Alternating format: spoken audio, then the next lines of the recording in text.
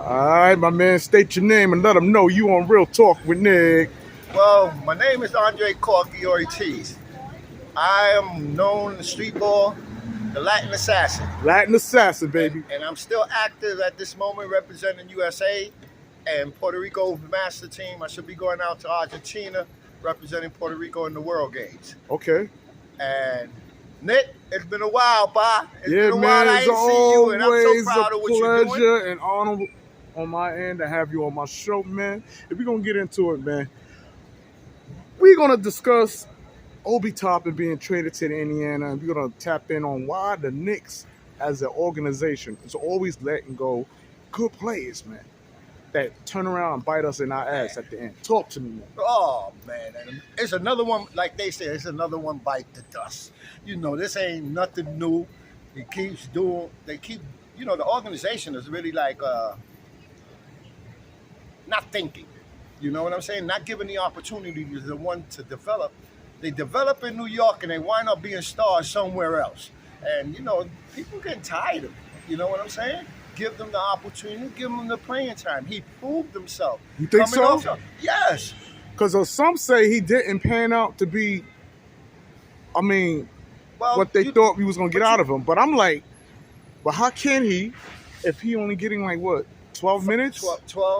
8 to 12 minutes a game. And someone rebutted that and said, you got to make the best of your minutes. I don't care if it's 2 minutes. I hear you. And he made the best of his 2 minutes. Let's get it where it's right. When Randall went down, who stepped up? Huh? Hello? And he was playing a lot more minutes and producing double figures and scoring, getting rebounds. And for some reason or another, when Randall came back, he was not in that rotation. He's put him at the end of the bench. So what you do with this ball player? You put in his confidence to the floor because you're not dependent on him like you did when Randall was hurt. And remember, this is a young kid. He's learning the pro game and everything. You got to give him time so he can blossom, And the Knicks, for some reason or another, if you don't blossom right away, you ain't down. It can't be like that. Oh, so it's always been like that. It's always been like that. Can you name? Oh man, you can go from John Crawford. Talk about Charles Crawford. Yeah, you got rid of him for no reason. For no reason at all. Not have any guards, and he can play 1 or 2. And you got rid of him. Man, I don't even want to keep on mentioning names because I think everybody knows. Let's do it. So we we could be an eye opener. Bernard King, man, another one, right? Bernard, you got so many, man. You got so look. We can say etc. all the way to today. On what they do and the decisions they make in the big office upstairs. But I really think it's the coaching. You think so? Yeah, Bob. You think the reason why Obi is no longer a Knick have nothing to do with the front office? You think Tom Thibodeau got power like that to get a player out? Not to get a player out. He ain't give him the opportunity to keep playing. And when he did, as a coach, because I'm talking as a coach perspective, okay? Not none upstairs or nothing. Coach perspective. If you see a kid that's starting to blossom, you see he's come 6th, 7th man off the bench. Right. Right? And your major ball player got hurt. And they ain't lose a beat because they was winning games without Randall. You know what I'm saying? Okay. Why he was hurt. I do understand that when the big man come back, you got to go back to his position. Right. I understand all of that. But you can't forget Mr. Toppin of what he did. And he could play you 4 or 5. Didn't make a difference. You need to put that kid on the floor so he can get that confidence, and deal with everybody else around the league. So you feel that Tom Thibodeau used and abused him? For me, yeah, a couple of ball players, not just one, a couple of them. Name others. Huh? What, that's current under Tom Thibodeau? You think he's abusing? Well, not abusing. Bad decisions. Let's put it that way. Bad decisions as a coach. Would you put Courtney Lee on that? Not Courtney. Quentin Grimes. Some say he's not getting the minutes either, like he should be getting. Well, Grimes, he's a good ball player, but it's not what the Knicks need. You know what I'm saying? And like I told you before, Mr. Brunson resolved a lot of our problems at that point guard. You know what I'm saying? Even though, he had a bad game and we let Miami get away from it, you know what I'm saying? Because I think they should have got to the finals of the conference myself. They just had Mr. Butler and the crew, they pulled it through. But so who gets the blame for the coach? Coach get the blame, man. Coach get the blame for everything. You know that. It doesn't make a difference. Coach is the coach gonna be it. It's the same way if the ball players do what they gotta do, who get the crops? All the coaches. So that's a hit me in the back, hit me in the front. If your team do good, well, the coach get crops. Your team do bad, you gonna get axed or you gonna get hit in the butt. Who was you impressed with when we speak of the players though during the postseason? During the postseason, like when I'm glad they signed that kid Hart. Talk to me. Oh yeah. yeah. Yeah, I think they gave him a new sign of 18 mil. For 4 years. For 18 million? Yeah. Huh? That's a good deal for him. Because now he gets to play. And he plays D. He can do 3 or 4. He can do 2 or 3. So he's flexing. But he plays D.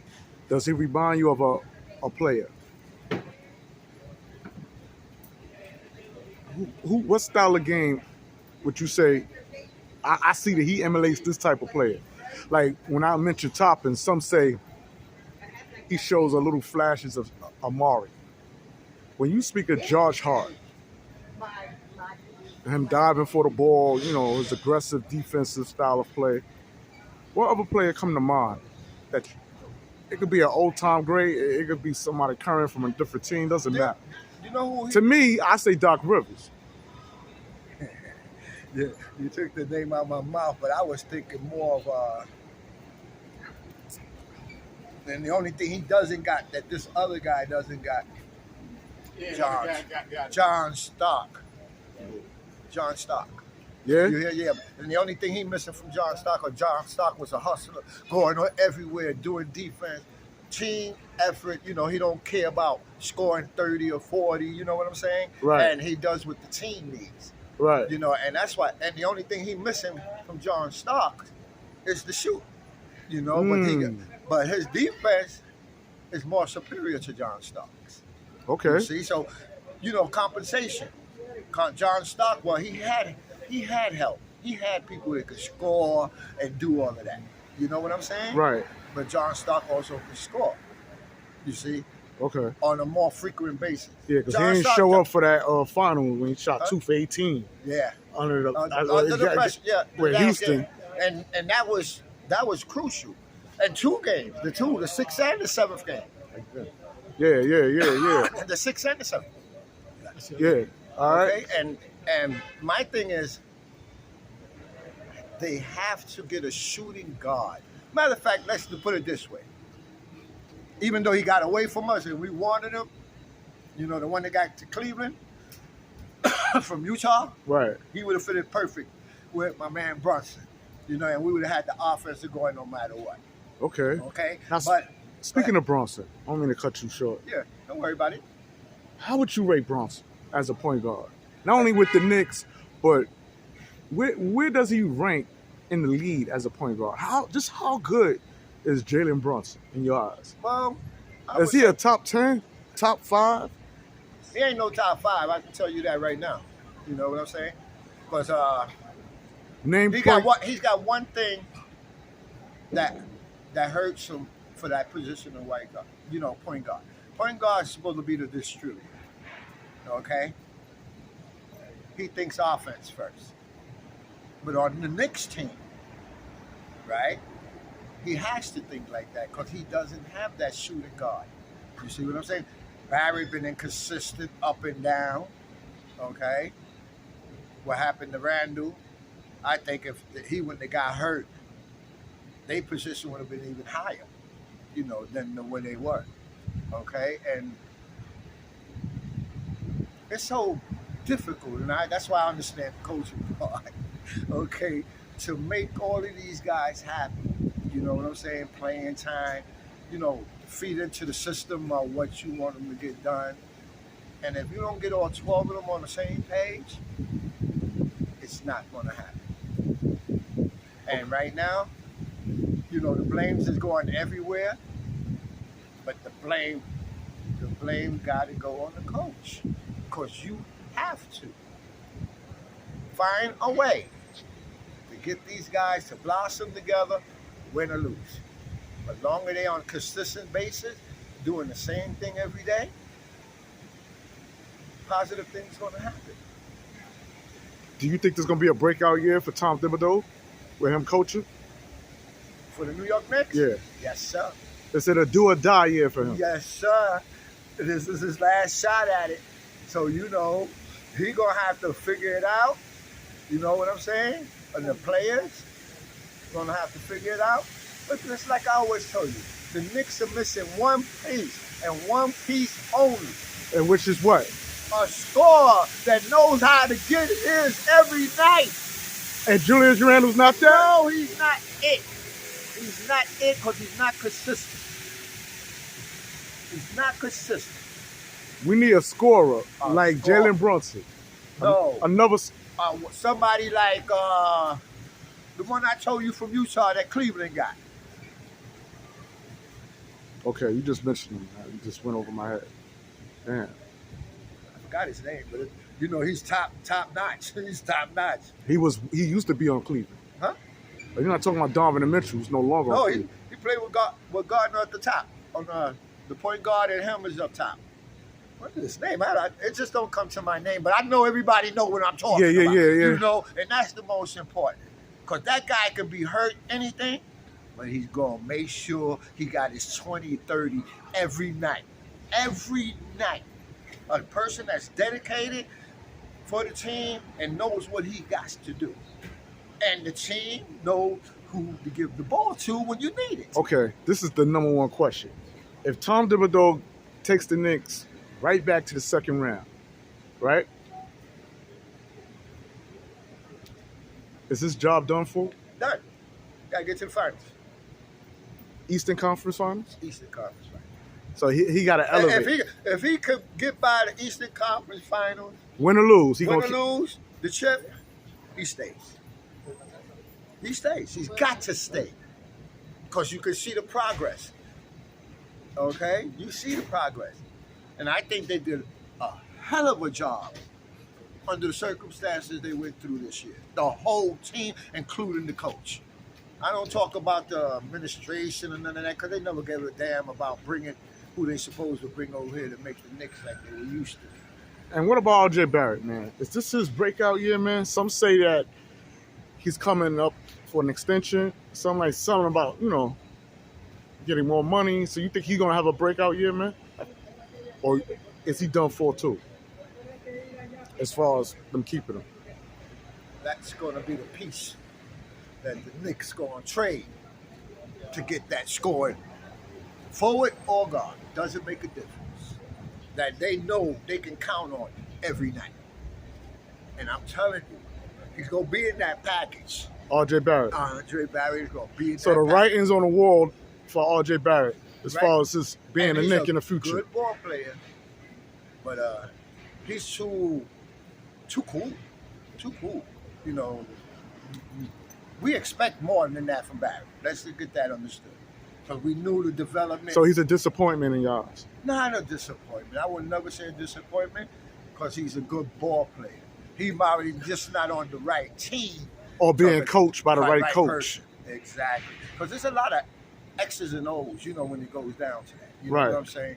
And you got to give the opportunity to the ball player first. But he got his opportunity. He's been starting for 3-4 years? Right. Okay? So and he hasn't budged, but he's been right there, same place, same time, After the first year, he improved, and he stayed right there. Okay, he give you your 15, 17, a night. But his defense is a little shaky. And yo, we need a star, Pop. We need a star. I'm going right out to it. We need a star here in New York. You know, like Kevin Durant. You know, a forward that's going to get his. A center. You can be a center in New York. It's open. You still want Kevin Durant after what he did to Brooklyn, man? You know, He already shitted on New York without even wearing a Knicks jersey. You actually want him? Remember, Brooklyn is Brooklyn. God. You know what I'm saying? And what he did from the beginning, I agree with you. Because he was supposed to sign with the Knicks. Because that's what his intentions was. I'm telling you this because I spoke to him.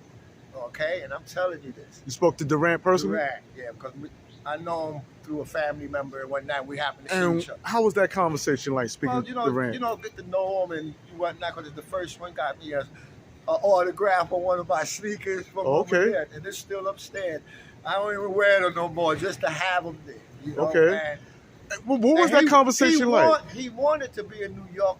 Did he tell you that? Can you emulate the conversation? It wasn't nothing big about the conversation about trades, and just happened to pop up something. Because he told the media the Knicks is not a cool team to play for. Did he tell you that personally? No, he didn't tell me that. He said more or less he wanted to, be competitive and get to a championship team. Okay? And the Knicks wasn't it at that moment. You know what I'm saying? And analyzing and thinking of what he told me, right? It's true. You know what I'm saying? It was true. And, they got themselves 3 superstars over there that never got to play with each other. Everybody was dying to see it. I was dying to see how they were, the chemistry would work, right? But I said, it's going to work because all these guys knows how to what? Put the ball in the hole. And you can't win games if you don't put the ball in the hole.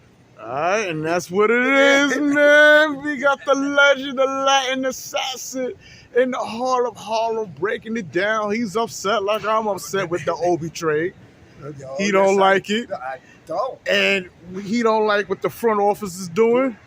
And Tom Thibodeau, man, if you're listening, the writing is on the wall. If he don't elevate the Knicks in the postseason to what? Hasta la vista, baby. And that's what it is, baby. Bye-bye.